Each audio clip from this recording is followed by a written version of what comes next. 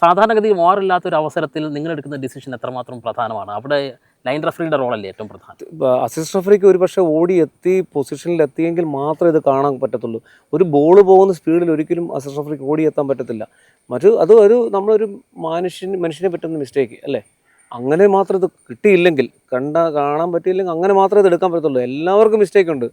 പക്ഷേ അത് റഫറിമാർക്ക് പറ്റുമ്പോഴാണ് ആരും അക്സെപ്റ്റ് ചെയ്യത്തില്ലത്. റഫറിമാരെ പല അവസരങ്ങളിലും ആൾക്കാർ മനുഷ്യനായിട്ട് കൺസിഡർ ചെയ്യുന്നില്ല. അതാണ് ഏറ്റവും വലിയൊരു കുഴപ്പം.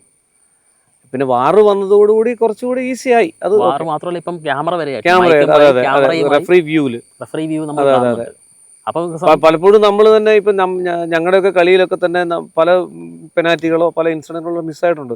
അപ്പോൾ നമ്മൾ പറഞ്ഞിട്ടുണ്ട് എനിക്ക് കറക്റ്റായിട്ട് കിട്ടിയിട്ടില്ല. നമ്മൾ കിട്ടിയിട്ടില്ലെന്ന് പറഞ്ഞാൽ ഒരുപക്ഷെ നമ്മുടെ റഫറി ഇൻസ്ട്രക്ടർ നമ്മളെ സമ്മതിക്കുന്നത് കിട്ടിയിട്ടില്ല, നീ വളരെ അടുത്തായിരുന്നു, എന്തുകൊണ്ട് കിട്ടിയില്ല? പക്ഷേ നമ്മുടെ ആ ആംഗിൾ തെറ്റായിരുന്നായിരിക്കാം. നമ്മൾ വളരെ അടുത്തുണ്ടെന്ന് പറഞ്ഞിട്ടില്ല, കൃത്യമായിട്ടൊരു ആംഗിളിൽ നിന്ന് നമുക്ക് വ്യൂ കിട്ടിയെങ്കിൽ മാത്രമേ ഉള്ളൂ ഫൗളാണോ അല്ലയോ നമുക്ക് മനസ്സിലാക്കാൻ പറ്റത്തുള്ളൂ.